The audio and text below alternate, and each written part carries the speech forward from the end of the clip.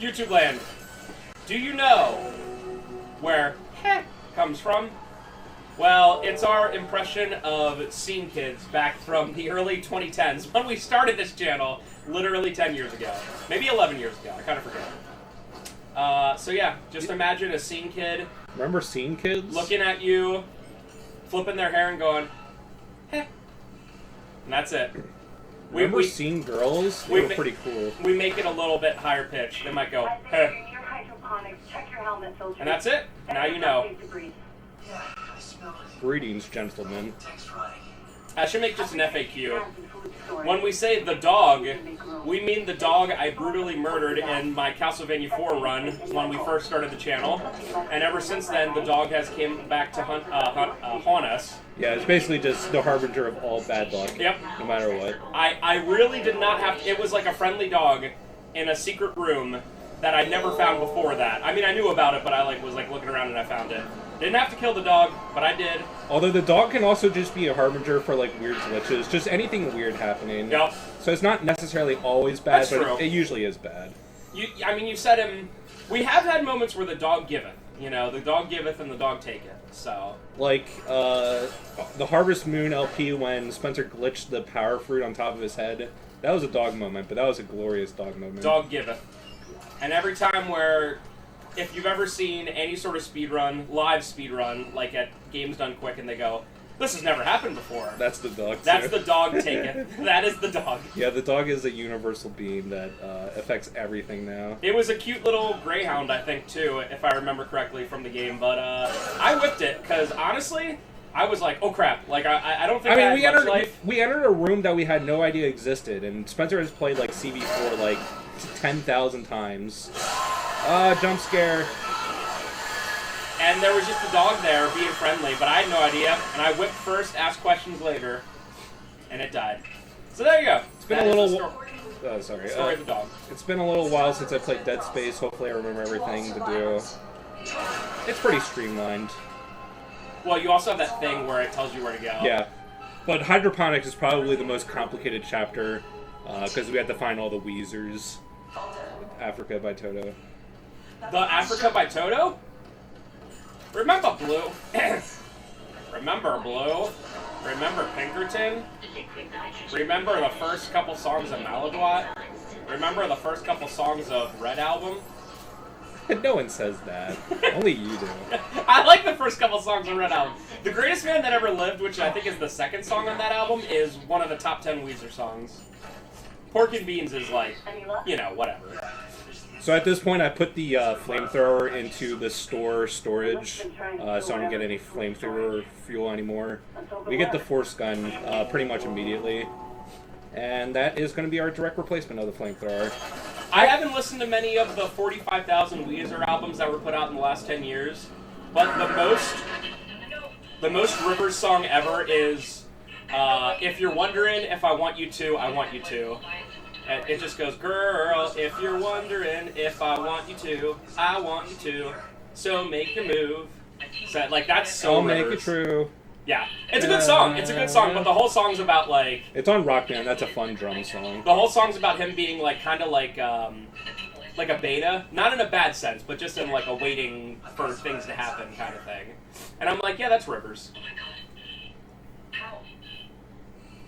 Somehow, Across the Sea on Pinkerton is way more beta, but it's cool because it's raw. Raw. That's when he. I think they were unironic betas, but at the point when they made Red and Ratitude, it's Rivers is a rock star. He's a millionaire. He's not a beta anymore. No. Blue and Pinkerton, he was definitely a beta. And then he was so butthurt by people being mad about Pinkerton that he came out with the ultimate beta move, which was Green Album, which was essentially just an album to come out and be like, you didn't like Pinkerton, so here's the opposite of Pinkerton. The most soulless slop ever. That is, I can't think of anything more beta than that. If I were him, I'd be like, here's Pinkerton 2. I don't care. It sold well. Or he could have done the Chad move and just stopped being a band like Stone Roses. Actually, that's pretty Chad. Yeah, that's the most Chad thing. You're right. Giga Chad is stop being a band and don't and don't even mention it anymore. And if someone's like, "Why'd you stop being a band?" Just be like, "We don't want it anymore." Giga Chad on a lesser level is be like mad about it and just be like, "Okay, we won't be a band anymore." Chad is making something that you know they'll hate, the critics are hating, and you still make it because you're like, dude, whatever.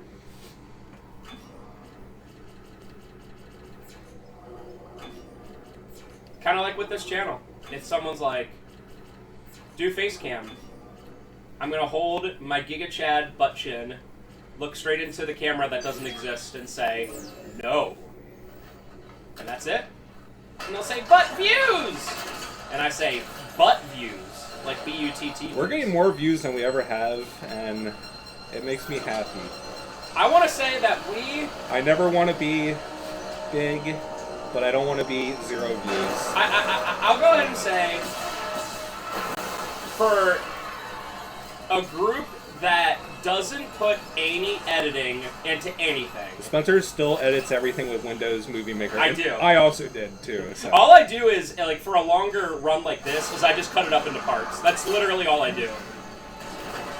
One time in the last year, there was a really funny moment in one of the Guitar Hero 5 segments, so I took a screenshot of it, literally with Snipper Tool, and then made that the thumbnail. But never once have we made a thumbnail where it's like, you know how they all are, where it's like our faces on the front with like Macaulay Culkin face.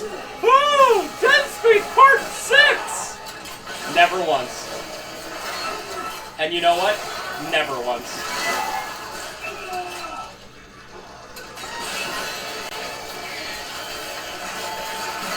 No! That was cool.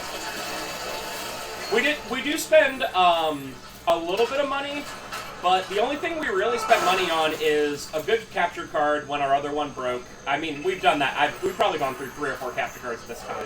And Spencer just goes through my hand-me-down PCs, so it's not like we spend money on PC stuff. And I think it's a Yeti mic we use. Maybe I'm wrong there.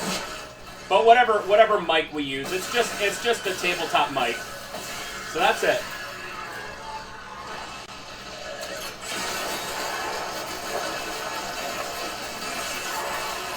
Okay, I gotta remember how to play this game. Oh, and the professional editor that I pay weekly to. Literal thousands of dollars for video that gets 30 views. Based.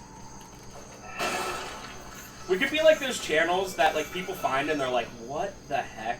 Where it's just like somebody putting up like 10 videos a day for like years and years, and it's like the weirdest stuff. It's just like someone taking a walk, and 20 seconds of them taking a walk outside. And it's like, that's the video. So we got the contact beam. It's basically the shotgun of this game. Ooh. It's not necessarily that good at actually damaging Necromorphs, but it's really good at getting them off. But the really good thing is that it's a huge blast radius, and it's good enough to clear away like the little guys that I use the flamethrower for, which is why we can just get rid of the flamethrower forever. Nice. Hi. What if he just hit that thing himself? He almost did.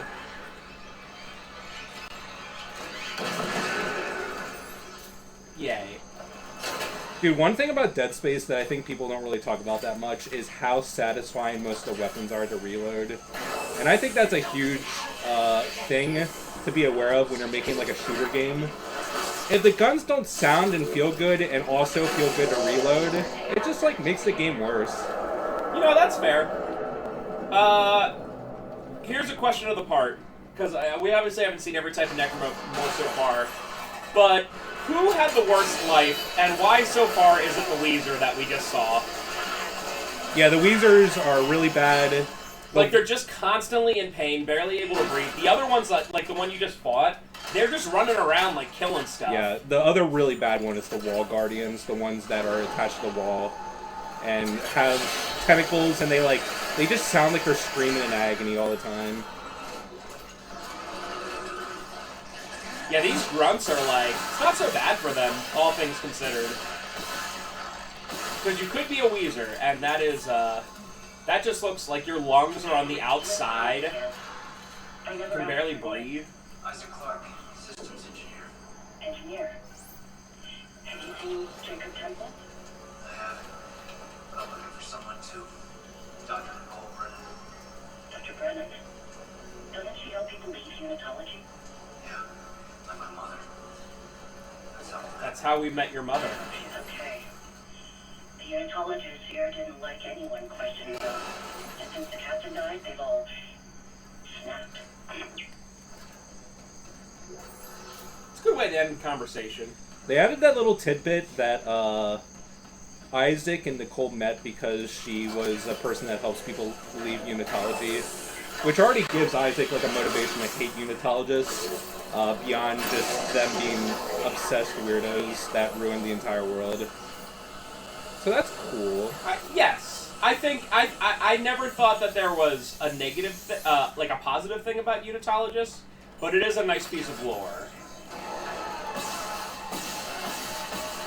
Like, you could be like, hey, they essentially got everyone on the ship killed, and I'd be like, good enough, let's take them out. Talking about reload animations again, I will say that the Dead Space 2 reload of the plasma cutter is so satisfying. It's better than this game. Isaac does this thing where he punches the clip down into it, and it ejects the other clip out into the air. It is so satisfying. Ooh. Dead Space 2, I was playing it a bit again, and it literally is so good. It's like, I honestly want to say it's like my favorite action shooter game ever made. Maybe Resident Evil 4, but it's on the same level. It's so good. Is there a single gun with a more satisfying reload than the super shotgun in Doom? 2, I guess, because there's no super shotgun in Doom. That one instantly comes to mind. You know which one I really like in Resident Evil 4 is I think the semi-auto one, where you just kind of shove the clip in there. That one's pretty cool. Yes. I also like doing the striker glitch in Resident Evil 4, and what was that, the normal rifle, where the rifle just flies around like a weirdo. That's satisfying. I think this is the first time, I don't know what these guys are called, but they are very annoying.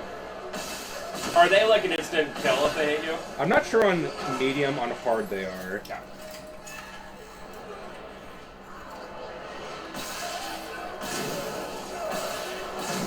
You could be Ultimate Gamer and, dismember their limb attaching the bomb, and then throw the bomb at them. But on console, while I'm playing on this crappy TV... What? Nope. This TV's fine. This TV's fine. What's wrong with it? It's fine. It's not a Sanyo. The input lag isn't the greatest, but it's also not, horrible. Well, yeah, that's because you're going off of, a PS quintuple through a capture card. So I'm not going to blame the TV. The TV is perfect. 10 out of 10.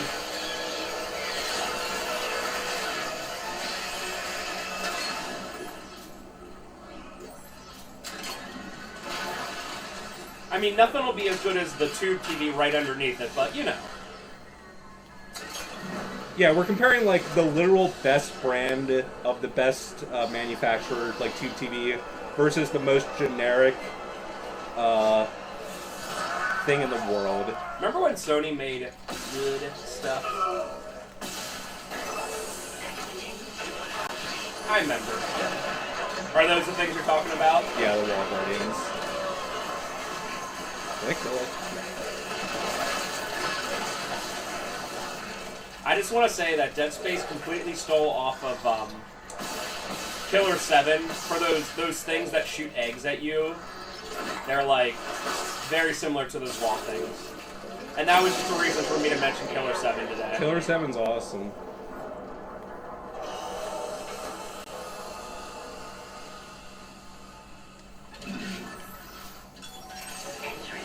Whee! Oh god, it's so funky.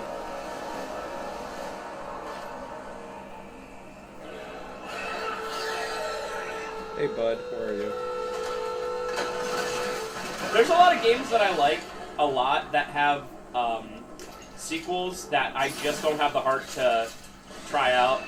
Like Samurai Legend Musashi, Killer is Dead. Well, Samurai Legend Musashi is actually a bad game. Yeah. So that's even worse. Killer is Dead, which I assume is like in the same universe, maybe. I don't know. Anything after Mario RPG, except for maybe Paper Mario 64.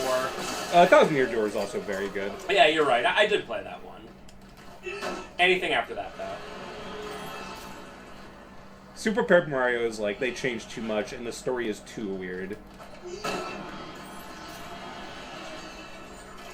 Like, Thousand Year Door is already at the point where, like, it's potentially too fanfiction-y, but Super Paper Mario is well and beyond what they were allowed to get away with. And no wonder, like, Sticker Star was so... Oh, hi. Sticker Star's the exact opposite. It is, like, the most, like, pedestrian Mario game. It just has, like, Mario and Toads and Yoshi. And it's like, I wonder if that's a response to Super Paper Mario being the most outlandish thing in the world. The 3DS was, all things considered... Oh. So there's sort of a strat that I do in this room. Once we kill off the Wheezer, 2 of the infectors will spawn, and they will automatically go towards the dead bodies, and piling them up right there will lead them into a corner where I can just throw a thing on them. Nice. They'll spawn after this.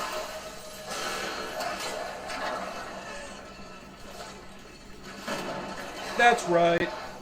Get out of here. Anyway, the 3DS was a, looking back on it, a really weird system. The DS was like a home run for them, and the Switch has been the biggest home run ever. But the 3DS was just, I don't know, like, there are good 3DS games, but... I mean, the system is playing it very safe. I don't know. It's just like the DS2 with a useless gimmick that doesn't really affect anything. All the games are like, you know, like Mario 3D Land. It's like the most like 7.5 out of 10 Mario game ever. It's just like, it's fun, but like once you like beat it and like a day later you're just like, I don't remember what you do in that game. And even stuff like, they do have a Zelda game for it, Link Between Worlds, but like a lot of the other stuff is like, I can't have time for it. Even Link Between Worlds, like I like it, but it literally uses the same map from Link to the Past. So it already feels kind of like you already played it, even though it's like, you know, it's different. It's just... And it's, at least as far as I can tell from customers and how much they want this stuff, the 3DS Pokemon games are like the least liked out of any of the ones. Other than potentially the Switch ones. But yeah, the 3DS ones aren't. Yeah, I guess the reason we sell the more of the Switch ones is because it's new. Yeah. But maybe 5 years from now it won't be the case. And the Switch is just like a giga monster sales Leviathan. I'd be okay if the Switch sold the most systems of all time. It's PS2 right now, right? Or is it Wii? Yeah, it's still PS2. PS2. The Switch already surpassed the Wii. Oh yeah. That's crazy to think. The Switch just surpassed the PS4. I can't believe that because,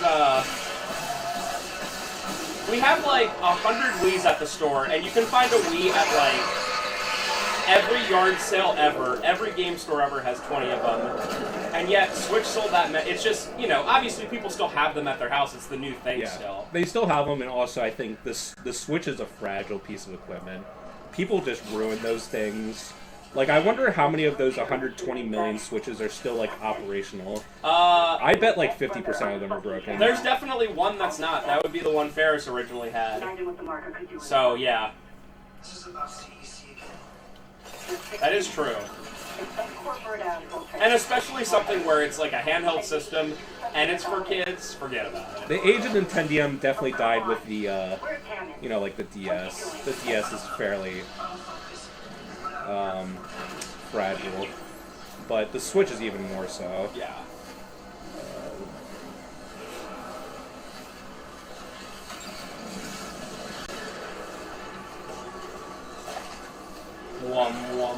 I kind of remember that I just want to get through this, but I forget how to get through it. Certainly seems like it. Alright, we did it somehow. Hi.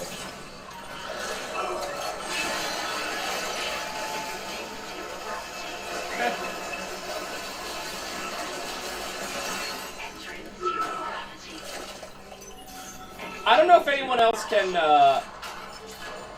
kind of like feel what I'm saying on this, but like I'm to the point right now, and you know, part of it's because I'm around games all day, like 50 hours a week. I'm at the game store and whatever, but like I'm at the point where I'm much more interested in like the lore and the story of a game than even playing it nowadays. And obviously that's part of it. Right now you're watching a YouTube video where someone's playing a game. But like, I would just be more interested if there was like a I don't know, like a YouTuber who made like a very detailed lore explanation of Dead Space. I'd be like, that's good enough for me. You know what I mean? Like at this point. I mean, the lore of the marker and like how it works and how it reproduces and what the Necromorphs ultimately become is pretty cool. Yeah, yeah. And there's just some like, and it's not Dead Space specifically. There are certain games like I'm gonna play Resident Evil 4 Remake when it comes out. And there's certain other things. Obviously, I play games on the channel, but when it comes to like longer games, I'm just like, I've been watching The Last of Us show, and it got me very interested in the lore again. But I do not want to play the dang game again. But I will definitely watch a video of someone being like, "This is all the crazy stuff that's happening during it." I'll be like, "Okay, yeah, sounds good."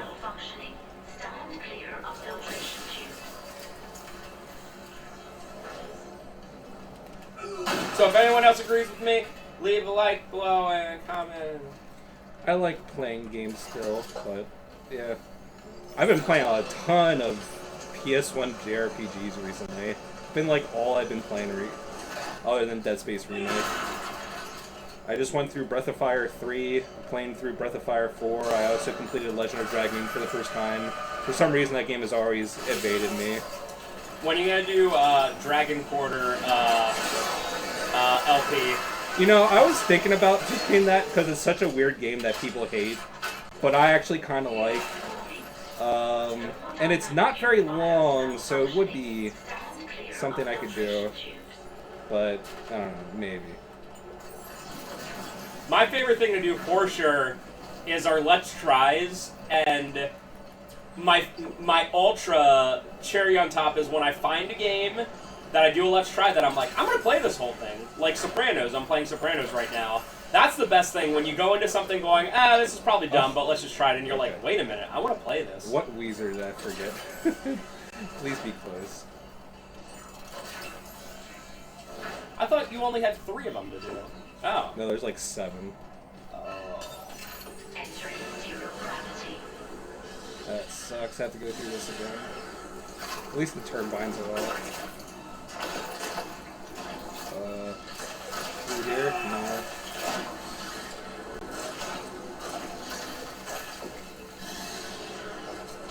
There we go.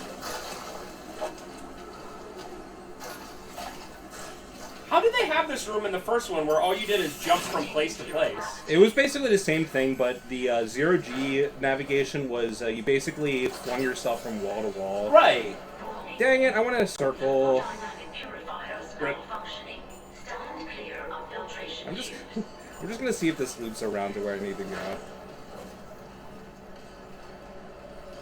It will.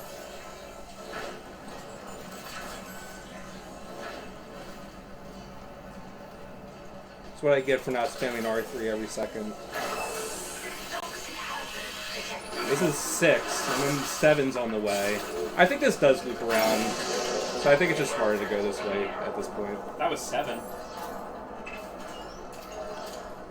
Or 6. I forget. I might be literally missing 2 already.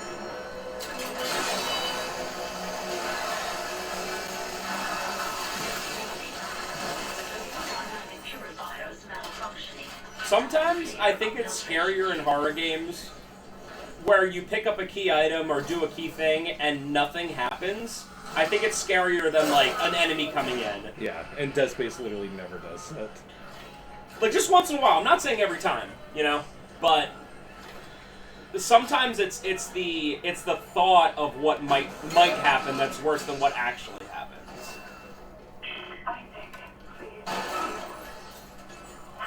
Are you gonna help her or what?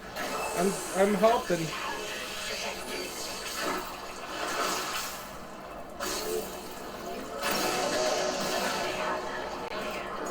Okay. 8? I guess I'm missing 2. I don't know how.